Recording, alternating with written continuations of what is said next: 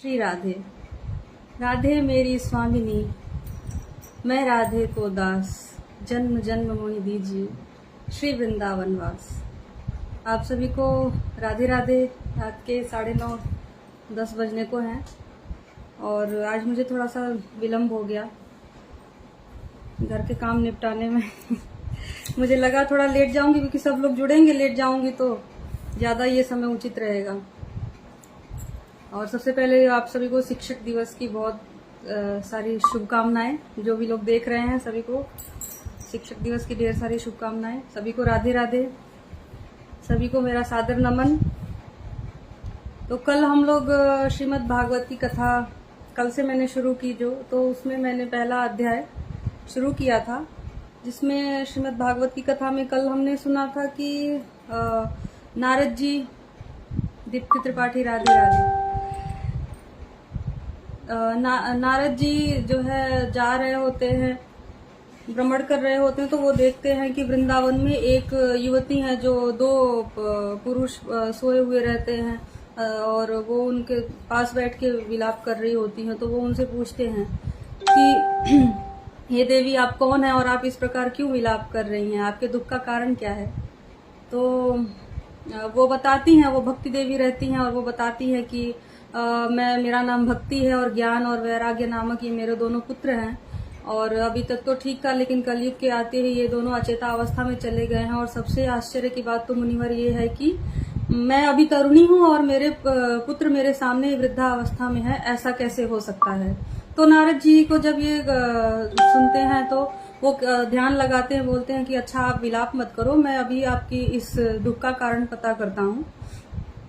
फिर उन्होंने ध्यान लगाया तो उन्हें पता चला कि फिर उन्होंने कहा कि कलयुग के प्रभाव की वजह से, क्योंकि इस समय जो है ज्ञान और वैराग्य का कोई महत्व नहीं है और चूंकि तुम वृंदावन में हो तो यहाँ पे भक्ति तो है, इसलिए आप जो है आप तरुणी हैं, लेकिन आपके ये दोनों बच्चे जर्जर अवस्था में हैं, इनके बाल सफेद हो गए हैं और इन्हें जगाना होगा। इस प्रकार से बोल के वो उनके बच्चों के कान में बहुत तरह का जय घोष करते हैं और कई प्रकार के वेद मंत्र सुनाते हैं, लेकिन फिर भी वो उठते हैं और थोड़ी सी जम्हाई लेके थोड़ी सी आंख खोलते हैं और फिर पुनः सो जाते हैं। तो उन्हें बड़ी चिंता होती है कि ये कैसे ठीक होगा। फिर वहां पे आकाशवाणी होती है कि हे मुनिवर, आपको इस समस्या का समाधान मिलेगा, आप ऋषिवर श्रेष्ठ के पास जाइए। तो आकाशवाणी तो सभी सुनते हैं, लेकिन नारद जी उसमें ये नहीं बताया, आकाशवाणी में ये नहीं कहा गया किसी का नाम लेके कि आप इनके पास जाइए, वहां आपको आपकी समस्या का समाधान मिलेगा। तो नारद जी बहुत चिंतित होते हैं कि ये तो ठीक है, समझ में आ रहा है, लेकिन मुझे किसके पास जाना है ये मैं कैसे समझूंगा। यहाँ पे मैंने कथा को विराम दिया था, तो यहाँ से हम अपनी कथा आज शुरू करेंगे। सभी को प्रणाम, सभी को राधे राधे। चित्रा, विशाल शिवाय जी राधे राधे। जो भी मुझे देख रहे हैं यहाँ पे, पता नहीं क्या प्रॉब्लम आ गई है कि मुझे कितने लोग लाइव हैं वो दिख नहीं रहा। आप लोग लाइक कर रहे हैं तो पुष्पेंद्र पांडे मामा जी सादर प्रणाम। सूर्य प्रकाश जी राधे राधे। तो मुझे दिख नहीं रहा कुछ लोग, अगर आप लोग लाइक वगैरह कर रहे हैं तो मुझे थोड़ा सा वो स्क्रॉल करने पे भी नहीं दिख रहा मुझे। तो जो भी लाइव हैं, जो भी जुड़े हुए हैं, आप सभी का हार्दिक स्वागत है। सभी को राधे राधे। आप लोग जुड़िए और सुनिए, कथा का आनंद लीजिए। तो यहाँ से कथा शुरू करते हैं। नारद जी बोले, इस आकाशवाणी ने भी गुप्त रूप में ही बात कही है, यह नहीं बताया कि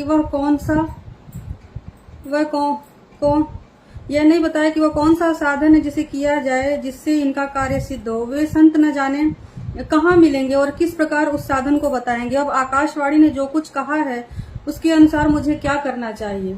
तब सूत जी कहते हैं कि शौनक जी, जब ज्ञान वैराग्य दोनों वहीं छोड़कर नारद मुनि तब ज्ञान और वैराग्य दोनों को वहीं छोड़कर नारद मुनि वहां से चल पड़े और प्रत्येक तीर्थ में जा जाकर मार्ग में मिलने वाले मुनीश्वरों से वह साधन पूछने लगे। उनकी इस बात को सुनते तो सब थे, किंतु उसके विषय में कोई कुछ भी निश्चित उत्तर नहीं देता था। किन्हीं ने उसे असाध्य बताया तो कोई बोला इसका ठीक ठीक पता लगाना ही कठिन है। कोई सुनकर चुप रह गए और कोई तो अपनी अवज्ञा होने के भय से बात को टाल टूल कर खिसक गए। त्रिलोकी महान आश्चर्यजनक हाहाकार मच गया। त्रिलोक में लोग आपस में कानाफूसी करने लगे। भाई, जब वेद ध्वनि, वेदांत घोष और बार बार गीता पाठ सुनाने पर विभक्ति और ज्ञान और भक्ति के ज्ञान और वैराग्य ये तीनों नहीं जगाए जा सके तब और कोई उपाय नहीं है। स्वयं योगीराज नारद भी जिसका ज्ञान नहीं, उसे दूसरे संसारी लोग कैसे बता सकते हैं। इस प्रकार जिन जिन ऋषियों से इसके विषय में पूछा गया, उन्होंने निर्णय करके यही कहा कि यह बात दुसाध्य ही है। तब नारद जी बहुत चिंतातुर हुए और बद्री वन में आए। ज्ञान वैराग्य को जानने के लिए वहां उन्होंने यह निश्चय किया कि मैं तप करूंगा। इस समय उन्हें अपने सामने करोड़ों सूर्य के समान तेजस्वी सनकादि मुनीश्वर दिखाई दिए। उन्हें देखकर वे मुनि श्रेष्ठ कहने लगे। नारद जी ने कहा, महात्माओं, इस समय बड़े भाग्य से मेरा आप लोगों के साथ समागम हुआ है। आप मुझ पर कृपा करके शीघ्र ही वह साधन बताइए कि आप सभी लोग बड़े योगी, बुद्धिमान और विद्वान हैं। मैं देखने में 5-5 वर्ष के बालक से जान और आप देखने में 5-5 वर्ष के बालक से जान पड़ते हैं, किंतु पूर्वजों के भी पूर्वज हैं। आप लोग सदा बैकुंठ धाम में निवास करते हैं, निरंतर हरि कीर्तन में तत्पर रहते हैं, भगवान लीलामृत का रसास्वादन कर सदा उसी में उन्मत्त रहते हैं और एकमात्र भागवत कथा ही आपके जीवन का आधार है। तो हरि शरणम, भगवान ही आप हमारे रक्षक हैं, यह वाक्य मंत्र सर्वदा आपके मुख में रहता है। इसी से काल प्रेरित वृद्धावस्था भी आपको बाधा नहीं पहुंचाती। तो पूर्व काल में आपके भ्रूभंग मात्र से भगवान विष्णु के द्वारपाल जय और विजय तुरंत पृथ्वी पर गिर पड़े थे और फिर आपकी ही कृपा से पुनः बैकुंठ लोक पहुंच गए। धन्य है, इस समय आपका दर्शन बड़े सौभाग्य से हुआ। मैं बहुत दीन हूँ और आप लोग स्वभाव से ही दयालु हैं, इसलिए मुझ पर आपको अवश्य ही कृपा करनी चाहिए। तो कहते हैं ना कि किसी की भी प्रशंसा किसको नहीं पसंद होती। तो ईश्वर को भी हम जो स्तुति गाते हैं, जो उनकी प्रार्थना करते हैं, उन स्तुतियों में क्या होता है, उनकी प्रशंसा ही होती है ना। तो किसी से कुछ अगर कहलवाना, मतलब अपनी बात मनवानी है, कुछ जानना है, कोई भी चीज है यदि आप पाना चाहते हैं तो याचक भाव में, तो वहां पे थोड़े बहुत प्रशंसा, और प्रशंसा क्या, जो सत्य में है, जो उनके गुण है, उनका हम वर्णन करते हैं उनके सामने, तो अपनी प्रशंसा से तो देव भी पिघल जाते हैं। तो प्रशंसा का बहुत महत्व है। यहाँ पे नारद जी ने वही उन्हें स्मरण कराया है उन लोगों को। और फिर इसके बाद देखते हैं, बताइए, नारद जी ने फिर उनसे पूछा कि बताइए, आकाशवाणी ने जिसके विषय में कहा वह कौन सा साधन है और मुझे किस प्रकार उसका अनुष्ठान करना चाहिए।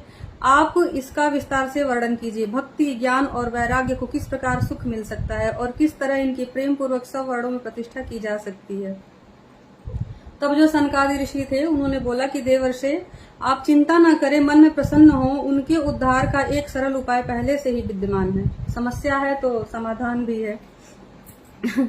तो नारद जी, आप धन्य हैं, आप वीर भक्तों के शिरोमणि हैं, श्री कृष्ण दासों के शाश्वत पथ प्रदर्शक एवं भक्ति योग के भास्कर हैं। आप भक्ति के लिए जो उद्योग कर रहे हैं, यह आपके लिए कोई आश्चर्य की बात नहीं समझनी चाहिए। भगवान भक्त के लिए